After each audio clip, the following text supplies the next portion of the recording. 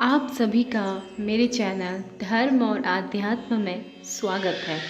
तो वीडियो में आगे बढ़ने से पहले मैं आप लोगों से अनुरोध करती हूँ कि अगर आपको मेरा वीडियो पसंद आए तो प्लीज़ लाइक कीजिएगा और चैनल को सब्सक्राइब कीजिएगा।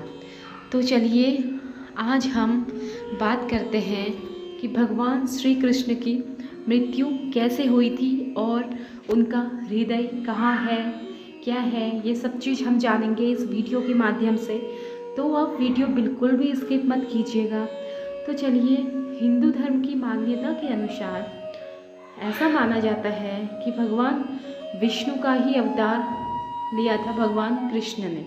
द्वापर युग में कृष्ण ने जन्म लिया था और इंसान के रूप में जन्म लिया था। तो जब इंसान रूप में जन्म जिसका होता है तो उसकी मृत्यु भी निश्चित होती है।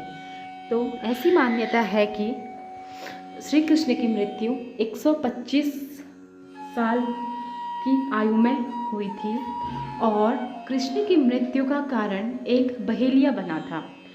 ऐसी मान्यता है, ऐसा कहा जाता है कि जब भगवान श्री कृष्ण पीपल के पेड़ के नीचे विश्राम कर रहे थे तो बहेलिये ने हिरण समझ के उनके पैर में तीर मार दिया, जिससे भगवान कृष्ण ने अपने प्राण त्याग दिए।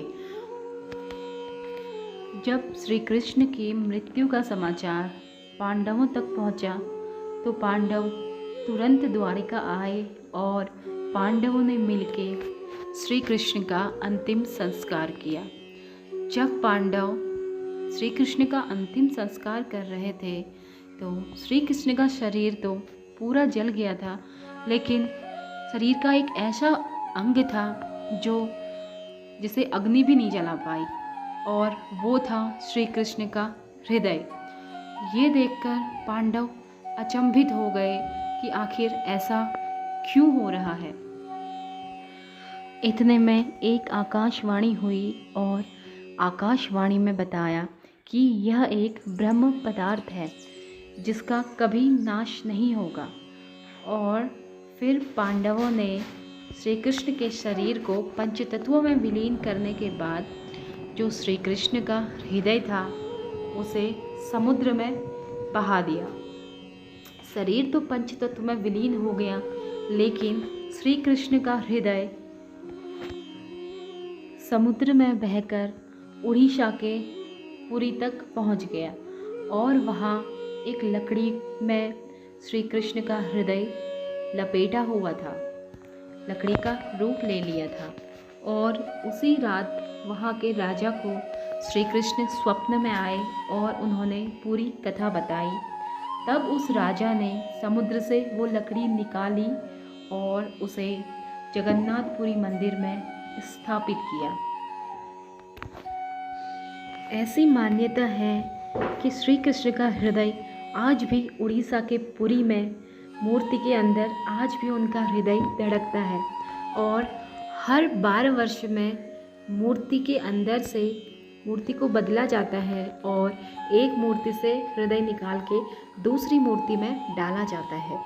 श्री कृष्ण की ये मूर्ति नीम की लकड़ी की बनाई जाती है और जब यह ब्रह्म पदार्थ एक मूर्ति से दूसरी मूर्ति में डाला जाता है उस दिन पूरे उड़ीसा राज्य की बिजली काट दी जाती है और वहाँ CRPF की सिक्योरिटी बढ़ा दी जाती है।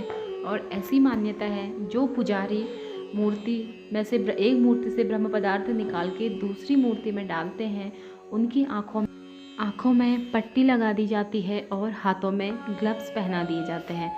ऐसा मानना है कि उस ब्रह्म पदार्थ में इतनी ऊर्जा है और यदि उसे कोई देख ले या कोई छू ले डायरेक्ट तो वो नष्ट हो जाएगा और उसकी मृत्यु भी हो सकती है।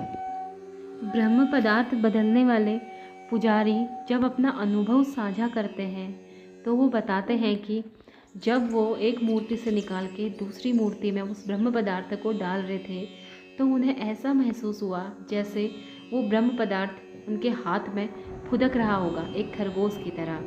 तो उन्होंने भी इस बात की पुष्टि की है कि ये सच में श्री कृष्ण का हृदय है। आप लोग कमेंट करके ज़रूर बताइएगा कि आप लोगों को आज मेरे द्वारा दी गई जानकारी कैसी लगी और कौन कौन जगन्नाथपुरी मंदिर गए हैं और कौन कौन जाना चाहते हैं। आप लोग कमेंट में एक बार जय जगन्नाथ ज़रूर लिखिएगा अगर जगन्नाथ के भक्त हैं तो चलिए आज का वीडियो का यहीं पर अंत करती हूँ और मैं मिलती हूँ आपसे एक नई वीडियो